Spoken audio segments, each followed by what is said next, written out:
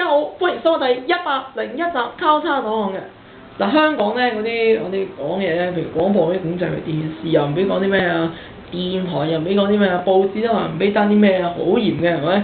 即係譬如話咧講多粗口咧，就係罰你錢啊，警告你啊，或者可能甚至唔俾你播我都唔定喎，係咪？即係呢啲你都知啦，係咪？但係最近咧，唔知喺舞動奇蹟咧，舊年都有嘅係咪？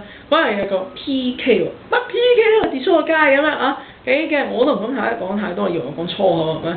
即係當然佢呢個字梗係唔係本身佢假嘅意思啊，但係你話 PK 兩個字出個街，唔係嘛？即係等於以前運輸署咧曾經咩自認車牌咧 PK 呢個車牌咧係可以拍賣，亦都可以有成交喎啊！即係證明呢樣嘢就係話咧，即係每個人咧對於粗口咧理解都唔同啊。但係咧，即係我都知道，你知有學校咧啊講呢兩個字咧，氣下人氣啊，罰唔罰你咧？訓導主任係咪？好奇怪啊！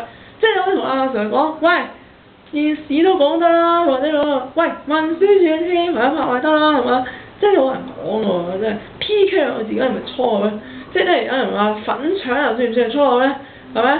即係有人話啊嘛，咁的確有啲食物係咁叫㗎嘛，係咪？都唔知㗎，以前睇電視又有人咁講喎，啊，即係好多時咁當然亦都有啲咧就係恆久不變，有啲永遠咧人哋都覺得你係粗口嘅，譬如講啲咩街啊，或者就問下你阿媽嗰啲咁係永遠都係粗口嘅。但係因為如果呢啲咧啊有時真係人加入去，後來咧又唔知點解加諸上去嗰啲就冇，譬如以前啊有套 FM701就講到咩皮咧收咩咧係咪？嗰套咧，你話自從呢套嘢 hit 咗之後咧，無端端人講嘢講呢兩個字喎，係咪？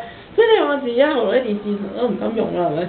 即係咧，可能第時講你好媽咧都係粗口，即係你話唔係度度地方豎手指公咧都代表好嘢嘅。第時咧，可能啲地方豎手指公咧可能係粗口嚟嘅。第時可能講hello咧，都人哋以為講粗口都唔好啦，係咪？